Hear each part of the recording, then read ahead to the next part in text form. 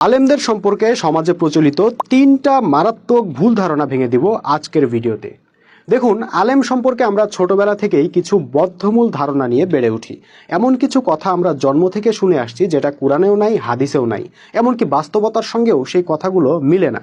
কিন্তু বাপদাদার আমল থেকে যেহেতু শুনে আসছি, তাই যাচাই বাছাই না করেই কথাগুলো বিশ্বাস করি। আলেমদের সম্পর্কে তেমনই কিছু ভুল ধারণার জবাব আজকের ভিডিওতে জেনে নেব ইনশাল্লাহ। আশা করি ভিডিওটি শেষ পর্যন্ত দেখবেন। মাওলানা মুফতি না হলে ইসলাম বোঝা যাবে না।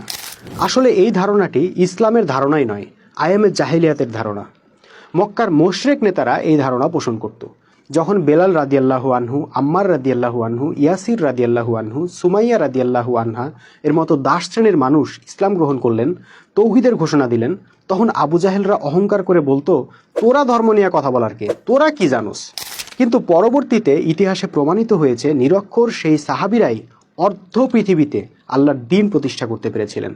তারা ইসলাম দিয়ে অর্ধ দুনিয়া শাসন করেছিলেন। তারা যদি মুফতি মাওলানা না হয়ে মাদ্রাসায় 15 বছর পড়াশোনা না করে দ্বীন বুঝতে পারেন, তাহলে আমরা কেন পারবো না? আমাদেরকে কেন দ্বীন বোঝার জন্য মুফতি মাওলানা হতে হবে? কি অবাক করা ব্যাপার, চিন্তা করুন। নিরক্ষর সাহাবীরা সহজেই ইসলাম বুঝে ফেললেন এবং অর্ধ পৃথিবীতে দ্বীন প্রতিষ্ঠা করলেন। সেই নিরক্ষর সাহাবীদের জীবন ও কর্ম নিয়ে পড়াশোনা করে আলেম সাহেবরা মাদ্রাসা পাশ করলেন। তারপর বলতে লাগলেন, ইসলাম বোঝা সাধারণ মানুষের পক্ষে সম্ভব না, ইসলাম বুঝতে হলে অনেক বড় পণ্ডিত হইতে হবে। কি পরিহাসের বিষয়! মাওলানা সাহেবরাই ইসলামকে টিকিয়ে রেখেছেন। আসলে মাওলানা সাহেবরা ইসলামকে টিকিয়ে রেখেছেন কথাটা সঠিক নয়। কথাটা হবে মাওলানা সাহেবরা ধর্ম ব্যবসাকে টিকিয়ে রেখেছেন। আচ্ছা, এই যে বলা হচ্ছে মাওলানা সাহেবরা ইসলামকে টিকিয়ে রেখেছেন, আমাকে বলুন তো কোথায় ইসলামকে টিকিয়ে রেখেছেন? আমাদের জাতীয় জীবনে ইসলাম চলে? চলে না। অর্থ ব্যবস্থায় ইসলাম চলে? চলে না। বিচার ব্যবস্থায় ইসলাম চলে? চলে না। সমরনীতিতে ইসলাম চলে? চলে না। শিক্ষা ব্যবস্থায় ইসলাম চলে? চলে না। সব জায়গায় চলে ব্রিটিশের তৈরি বিধান, ব্রিটিশের তৈরি ব্যবস্থা। তাহলে ইসলাম টিকে থাকলো কোথায়? আপনি যদি দাড়ি আর টুপি আর লেবাসকে ইসলাম মনে করেন, তাহলে আমার কিছু বলার নাই। কিন্তু মনে রাখবেন, ইসলাম মানে টুপি দাড়ি লেবাস নয়। ইসলাম হলো একটা পূর্ণাঙ্গ জীবন ব্যবস্থা, কোড অফ লাইফ।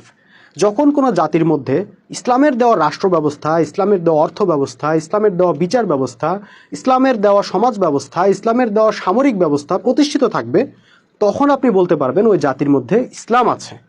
আমাদের জাতির মধ্যে কি সেটা আছে?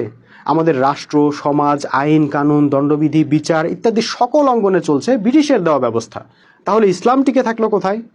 অন্তত মসজিদ মাদ্রাসায় তো ইসলাম আছে। হ্যাঁ, সে কথা আপনি বলতেই পারেন।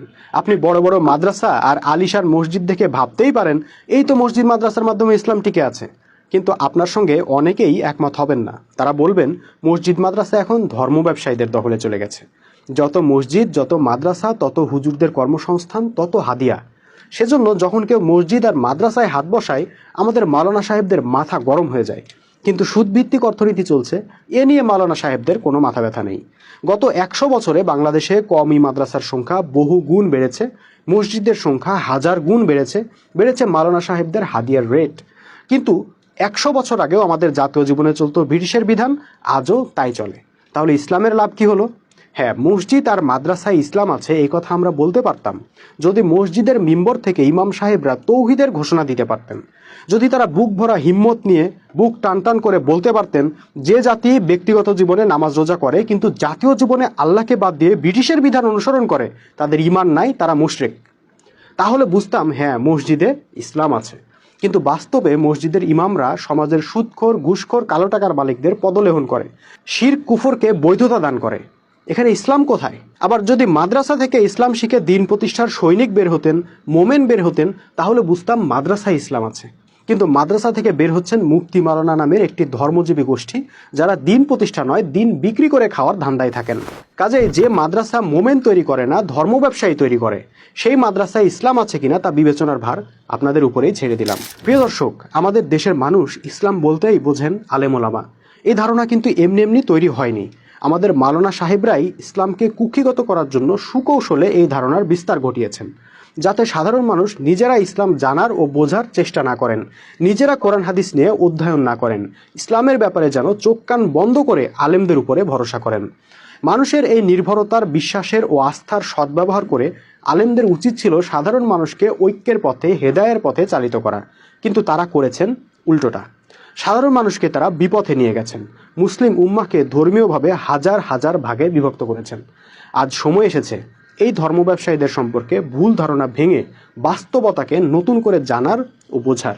আসুন ইসলামকে কোনো গোষ্ঠীর হাতে বর্গা না দিয়ে নিজেরাই জানার ও বোঝার চেষ্টা করি। আরবের নিরক্ষর মানুষগুলো যদি ইসলামের আদর্শ বুঝে অর্ধ পৃথিবীতে আল্লাহর দ্বীন প্রতিষ্ঠা করতে পারেন, তাহলে আমরা কেন পারবো না? আমাদেরকে কেন ইসলাম ব্যাখ্যা করার জন্য মধ্যস্বত্বভোগী আরেকটা তৃতীয় পক্ষের দিকে চেয়ে থাকতে হবে? প্রিয় দর্শক, আজকের মতো এখানেই শেষ করছি। ভিডিওটি কেমন লাগলো জানাতে ভুলবেন না, আর অবশ্যই পরবর্তী ভিডিও পাওয়ার জন্য চ্যানেলটি সাবস্ক্রাইব করে রাখবেন। আপাতত বিদায় নিচ্ছি। আল্লাহ হাফেজ। সালামু আলাইকুম ওয়া রাহমাতুল্লাহি ওয়া বারাকাতুহু।